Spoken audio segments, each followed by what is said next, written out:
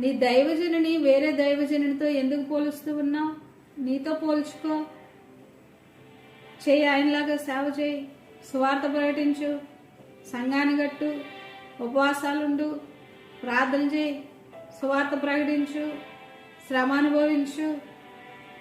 దేవుని యొక్క ఏర్పాట్లో నీ పిలిపేంటో, నీ పట్ల దేవుని చిత్తమేంటో ఎరిగి దేవుని పని చేయి.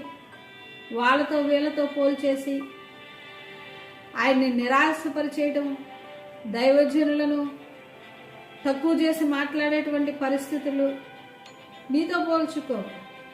వాళ్ళతో వీళ్ళతో పోల్చడం కాదు, నీతో పోల్చుకుని నీవేం చేస్తూ ఉన్నావో నిన్ను నీవు పరిశీలన చేసుకో. నెలలు, సంవత్సరాలు తరబడి దేవుని యొక్క సన్నిధిలోనికి వస్తూ ఒక్క ఆత్మను రక్షించినటువంటి వారు కూడా దైవజనుని గురించి వాళ్ళతోనూ వీళ్ళతోనూ పోల్చి తక్కువగా మాట్లాడేటువంటి పరిస్థితులు ఎన్నో చూస్తూ ఉంటాం. మీరు అనుకోవచ్చు, ఈ అమ్మగారికి ఎవరో బాధ కలిగించారేమో, వీళ్ళని ఎవరన్నా ఏమన్నా అన్నారేమోనని. ఇదొక దుష్ట స్వభావం. చూడండి, ఎవరైనా తల్లిదండ్రులను వేరే తల్లిదండ్రులతో పోలుస్తారా? ఎటువంటి వారైనా కూడా, మరి ఎటువంటి పరిస్థితుల్లో ఉన్నటువంటి వారు కూడా మా తండ్రి ఎంతో గొప్ప, మా అమ్మ ఎంతో గొప్ప అనుకుంటారు కదా. మరి దైవజనులు నీ ఆత్మను రక్షించి, నీ కొరకు కన్నీరు విడిచి, నీ కొరకు దేవారాత్రములు మొరపెడుతూ ఉంటే వేరే దైవజనుల కొరకు మరి పోలుస్తూ, మరి మీ దైవజనులు మీరు తక్కువగా మాట్లాడడం ఎందుకు? మేమైనా ఎవరైనా ఎవరి కృపావరం వారిదే, ఎవరి పిలుపు వారిదే, ఎవరి జ్ఞానం వారిదే.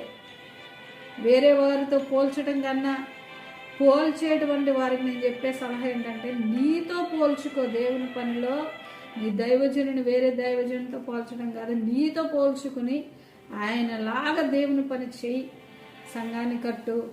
లేకపోతే దేవుని పనిలో నీ పిలిపేంటో వాడబడు. అప్పుడు దేవుని యొక్క కృప మీకు తోడుగా ఉంటుంది, మిమ్మల్ని నడిపిస్తుంది.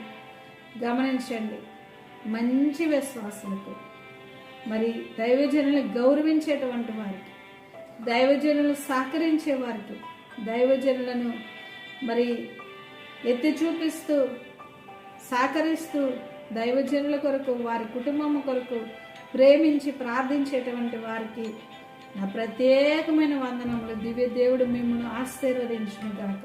God bless you.